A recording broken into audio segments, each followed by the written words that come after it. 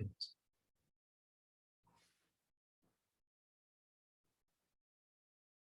Namo tassa bhagavato arahato samma sambuddhassa. Namo tassa bhagavato arahato samma sambuddhassa. Namo tassa bhagavato arahato samma sambuddhassa. Buddhang dhammang sanghang namasam.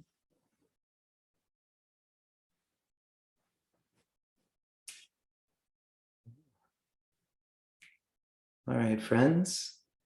So, what to talk about tonight?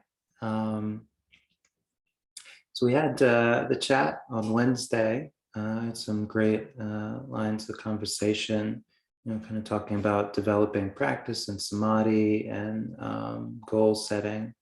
And a lot of that dovetailed with, we had our first family group yesterday. So 2 families, 2 children came. And as in the past, there is some aspiration to teach meditation, but a lot of what makes meditation successful is more basic than mindfulness and technique and sitting still. It's something that's much more accessible to people of all ages, and it's about looking at our qualities and our responses to the world. And so we broached the idea of the paramis, or the perfections of character. And it was something that, whether you're 6 years old or you're 60 years old, you can weigh in on it. We're all developing our character. We're all developing our qualities. To some degree, we're trying to learn. Some people are more dedicated, in growing. Some people have gotten caught up on ideas of they can't change or they don't see any need to change. But for the most part, we all have things that we're trying to grow at. And the paramis really encapsulate that.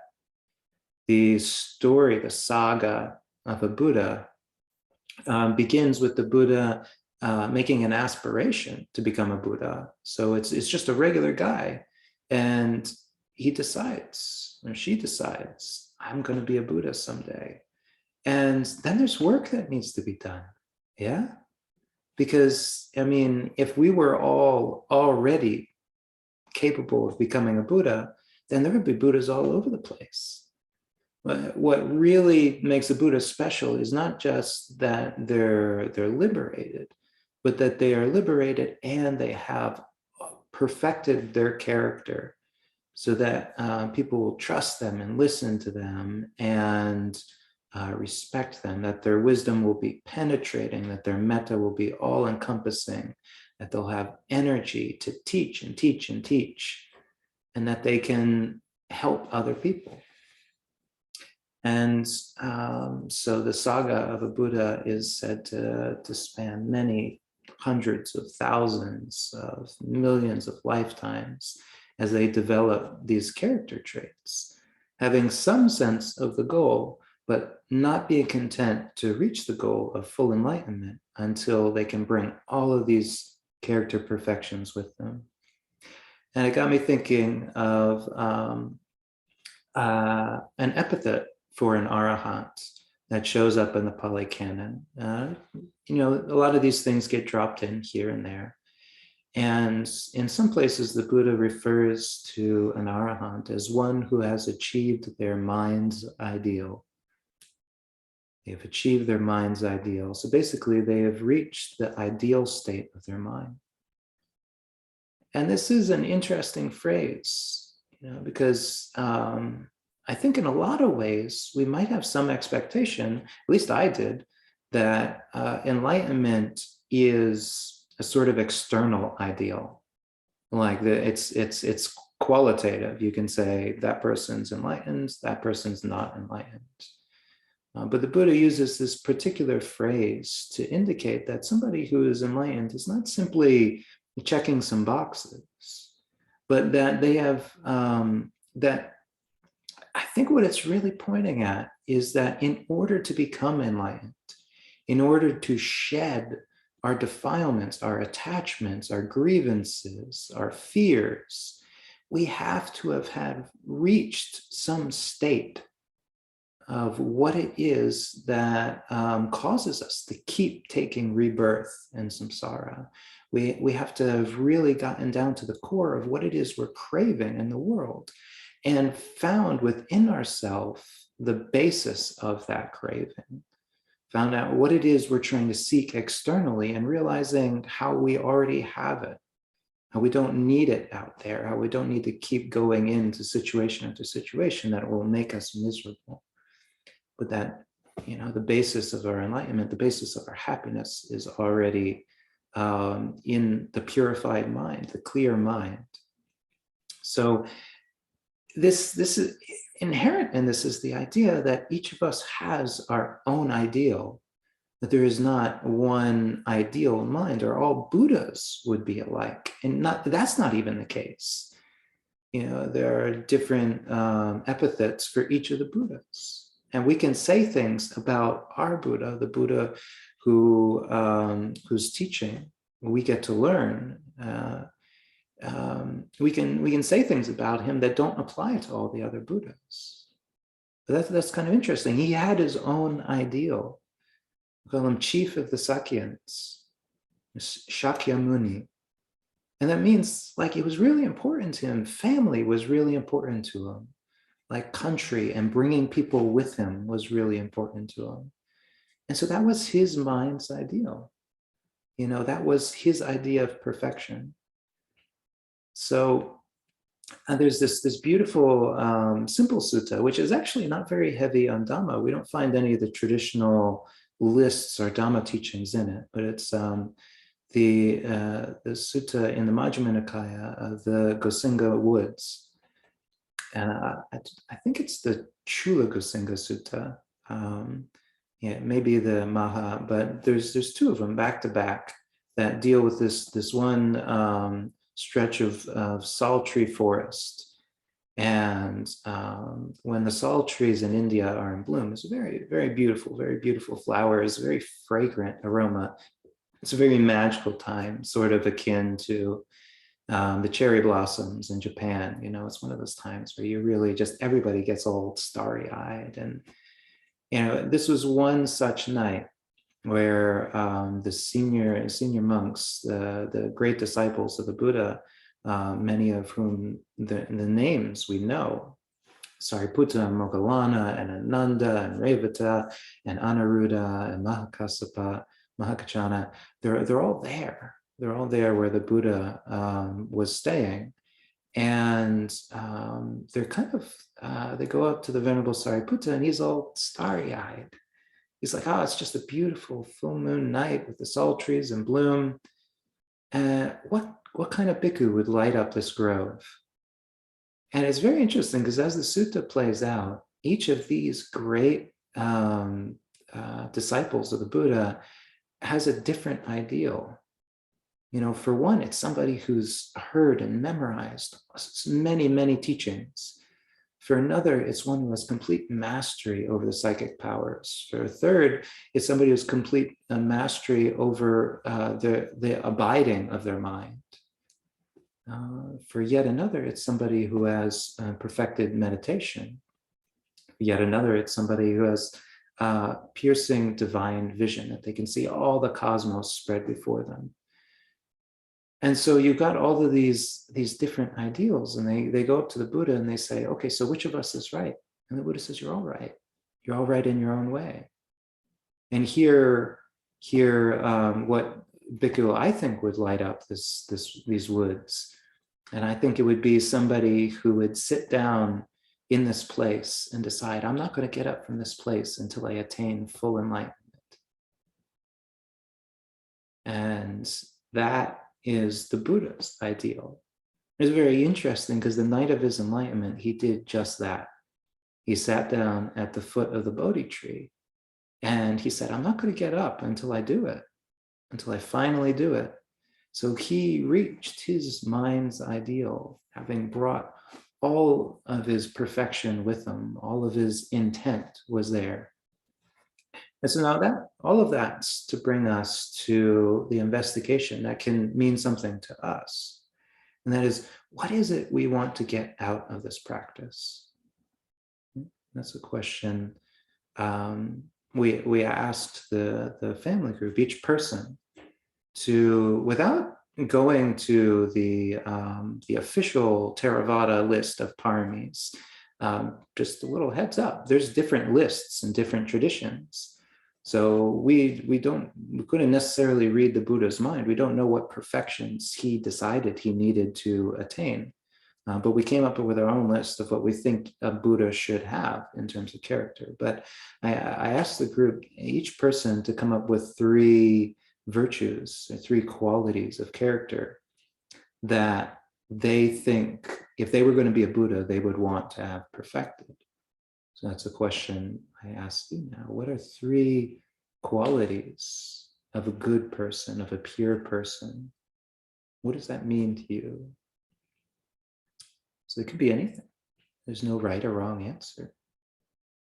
One person said humility, to be humble. It's not a wrong answer. It's a great answer. Another person said to have faith, to be able to have confidence in what they're doing and stay with the task, knowing that all the little bumps along the way don't make the path unimportant. And several people said wisdom, several people said compassion, but what's your list?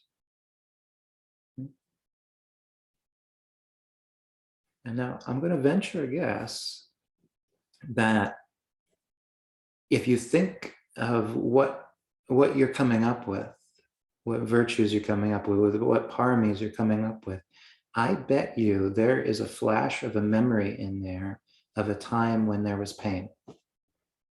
And that's something very specific about the mind, and very specific about why the Buddha's teachings start with suffering. It's because it's a tremendous motivating force. Yeah. Our wishy-washy aspirations can help us, move towards something, but usually only when we see it, only when it's there and beautiful in front of us. But our pain is something, curiously, that we carry with us, our memories, our painful memories, and they can inspire us day after day to get up and make effort at something. And so I'd imagine that as you're thinking of virtues, you're thinking of places that you've slipped up and that you'd really like to get better so that you don't experience pain in the future. And so that's a fantastic thing. Yeah.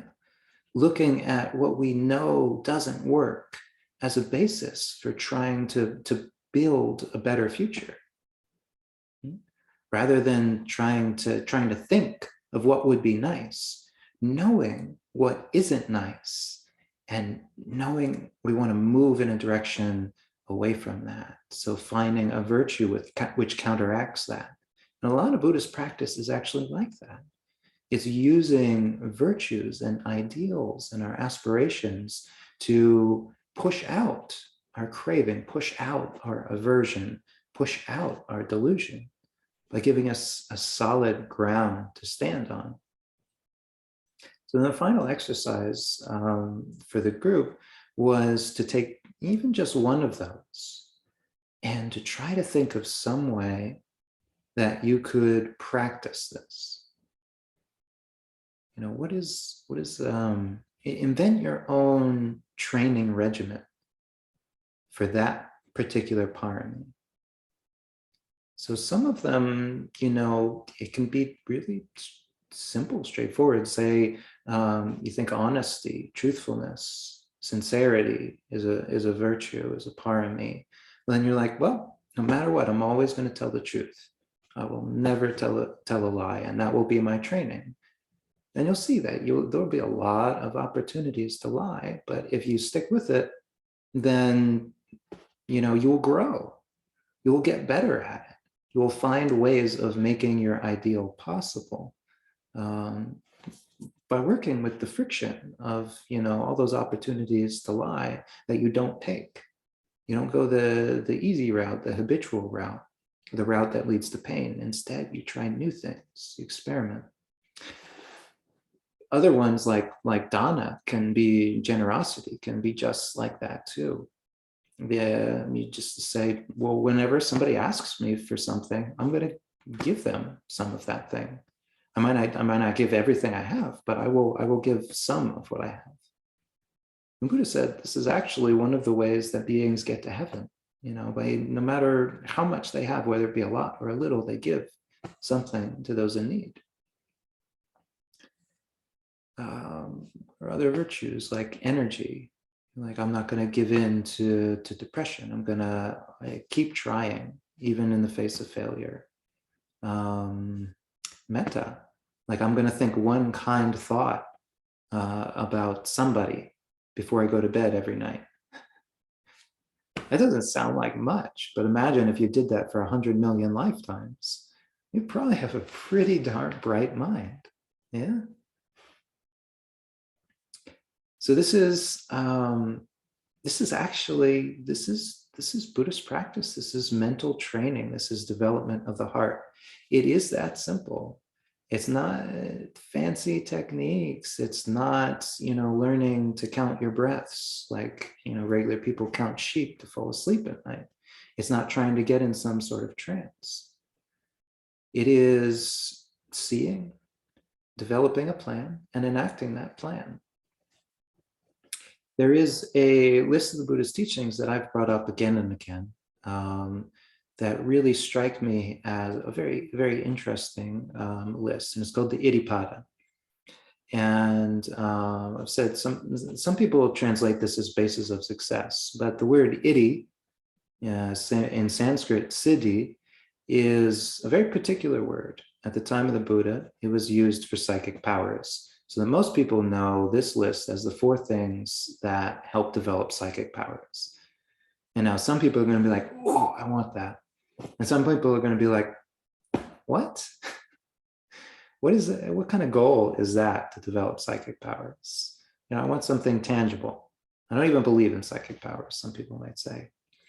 But understanding the Iddhipāda, this list of 4 things, is understanding, to put things in a little bit of context. At the time of the Buddha, there was one objective standard for somebody who had mastered and purified their mind, and that was psychic powers. Yeah, there were priests, there were kings, there were merchants, there was people skilled in all sorts of disciplines like archery or languages or art. But when it came to spiritual practitioners, you either had psychic powers or you were still a work in progress. So that's why this word got applied to this list. Yeah. And in modern times, we probably wouldn't use the same objective standard. Instead, we would say something more like being successful. Now, this list is interest, energy, chitta, which I'll explain in a second, and review. And they're phrased in a very particular way. One of the most complicated compound words you will see in the Pali Canon, which Bhikkhu Bodhi translates it as something like, for each of them, it is concentration based on interest and the volitional formations of striving related to that. Yeah, you will not be tested on that. What is it saying? Well, it's saying that the path to success is to develop a concentration of activities, volition, around interest, around energy, around chitta, and around review. And each of these develops samadhi. And what is samadhi? Samadhi is our presence of mind, our composure of mind. So it's obvious why this was related to samadhi, to concentration, to psychic powers. Because when we're really committed to something, then anything is possible. But the Buddha is pointing out those factors which makes success, possible out of nothing. It's just, we're not successful simply because we keep trying. There's factors to development. So interest, chanda, is the counterpoint to tanha, or craving. Chanda is wholesome aspiration. And I say interest because that's really how it kind of feels and plays out. Are we interested in the goal? Do we understand the goal that we're trying to achieve? So I asked, what do we think are virtues?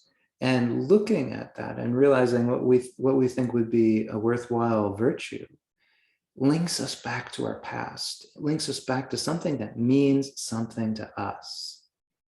Well, that's a tremendous way to build up our interest. And if we ever find ourselves like, what am I doing in practice? I don't know if I'm getting anywhere. I haven't attained jhana yet.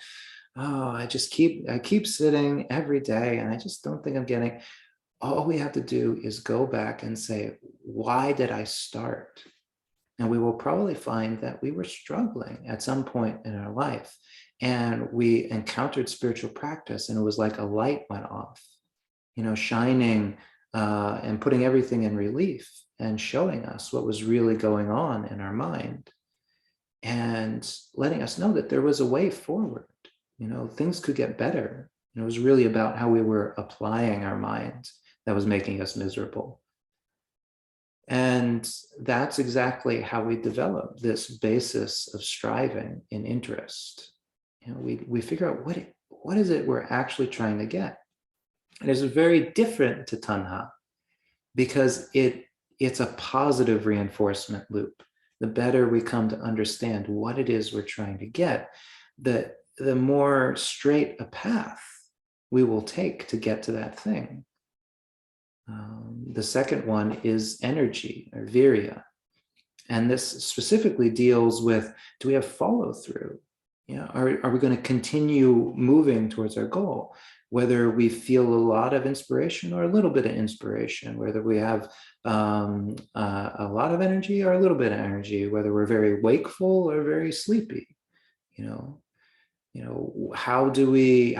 much do we continue moving towards our goal? And this follows up in interest because we have to have a goal first, but then, moving towards that goal is about working with the ups and the downs. Yeah. Can we keep our eye on the goal?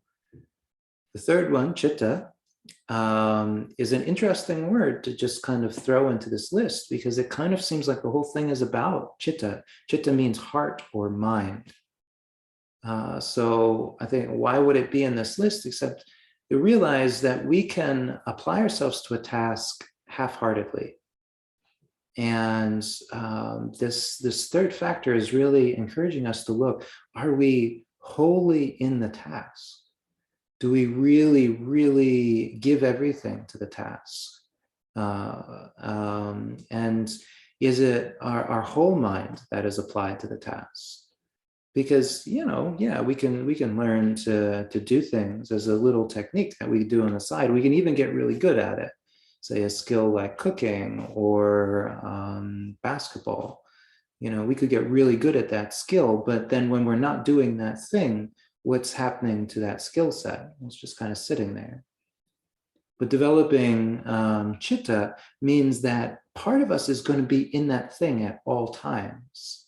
That's an interesting way to kind of think. If we really want to be successful, we have to actually start to embody that thing that we're trying to do. And this makes a lot of sense when you apply it to spiritual practice, to developing something like a parami, like loving kindness or compassion or generosity. We have to really embody that, not just when we're trying to do it, but all the time in like a consistent way. We start to become that perfection, which is, the form of the Buddha is really that, is an embodiment of perfections of character built up over time because of effort.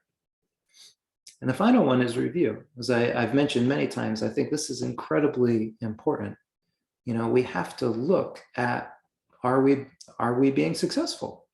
We have to look at what we've accomplished. And this can link us back to why we're doing what we're doing. Again, looking into our past and seeing what is the motivating force, what is the pain that we're trying to overcome, what is the habitual slip up, the pitfall that we keep falling into, that we're trying to learn to go around. The review is an important part of that. You should not just assume because we read in a list, do this, then do this, then do this, that we are in fact doing that. And really, when we sit down in meditation, it's good to review consistently. Am I actually doing it, or am I just falling asleep? Am I zoning out? Am I just following a pattern without really being sensitive to, is mindfulness developing? Am I applied to the meditation object? So, final thing I'd like to say about this development, the iddhipāda, is noting it also shines a light on what kind of goals we're setting. And I think this can be very applicable in the modern day, when many of us are setting goals based on things that we want, because we're not overtly suffering, terribly much. Sometimes we're really quite comfortable, and that actually gets a little confusing, because then why do we do what we do? It's like, well, I'm moving from this comfort, and that comfort starts to get a little old, and then I move to that comfort until it gets a little old, and then I'll move to the next comfort. And so we don't have quite the feedback of if we were really having to work at being okay with things, and look at developing contentment and wisdom, because we're encountering situations of suffering and adversity all the time. But say we set a goal like, I want to attain jhana. Well, then we might find, and I think many practitioners in the modern day in the Theravada find, that when they set that goal, it's very hard to do. Because in some ways, jhana is not a thing that you do as much as it is something that occurs because of what you're doing. And that's the interesting thing about samadhi, is you don't necessarily do samadhi, you have samadhi, you have composure of mind with the thing that you're doing. So otherwise we would just say, I'm going to sit down and samadhi. But if you ask anybody who's developed samadhi, who's developed the jhanas, they did it with an object. And they did it by giving themselves to that object and taking interest in that object and coming back to it again and again and again, and developing so much wholeheartedness until everything else dropped away. And then poof, they had samadhi. Why did they have samadhi? Not because they sat down and like, I'm gonna get these jhanas, I'm gonna get these jhanas. But they said, I'm gonna let go of everything else except my object. And then they had jhana, they had samadhi. Say we set a goal like, well, I want to be happy. Well, again, is that goal based on a state we want to be in? And how would that work as a goal? Yeah. Again, this is vimamsa, this is review, this is looking at the qualities of what we're trying to do. And it's also developing our chanda a bit more. It's like, well, what does happiness mean to us? What would make us happy? So in a way, sometimes the thing that we really want to get is actually the byproduct of a particular course of effort and volition related to what's in the way. So here I am in this very, very comfortable space for something of a winter retreat, though we're getting to share it with the community here. And I'm finding that my meditation is very happy. Why? Because I'm getting to do it very regularly. I'm developing a rhythm. and the conditions are comfortable, and there's a lot of metta, everything's very harmonious. And so happiness is arising. But I'm not sitting there saying, why can't I be more happy? I want to be more happy. I'm going to do things to be happy. But looking at, well, happiness maybe is arising because of lifestyle. My lifestyle is really in tune right now. Eightfold path is going, things are harmonious, things are working.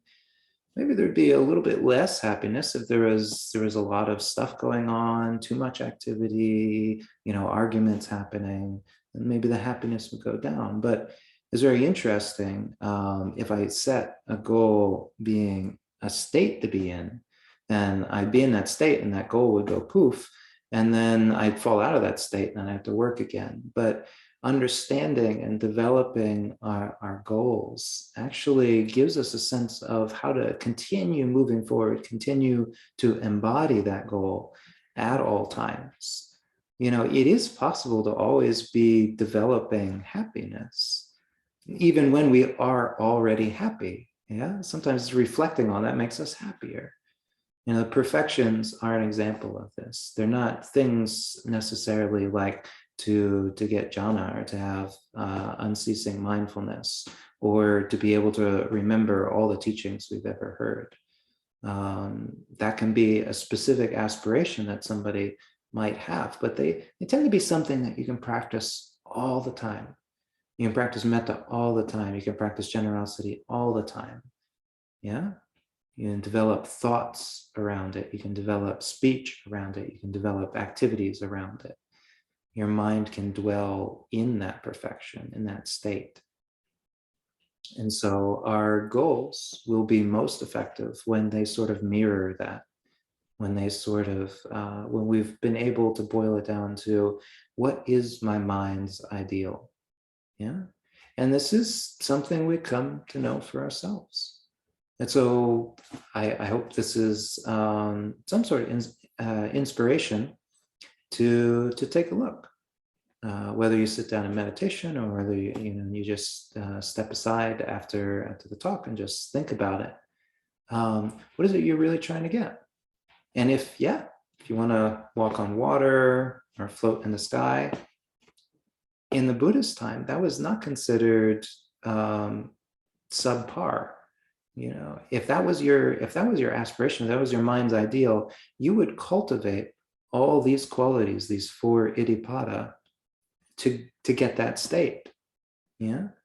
And the interesting thing is, the Buddha says that arahants are those who have mastered the iddhipāda, one-to-one relationship.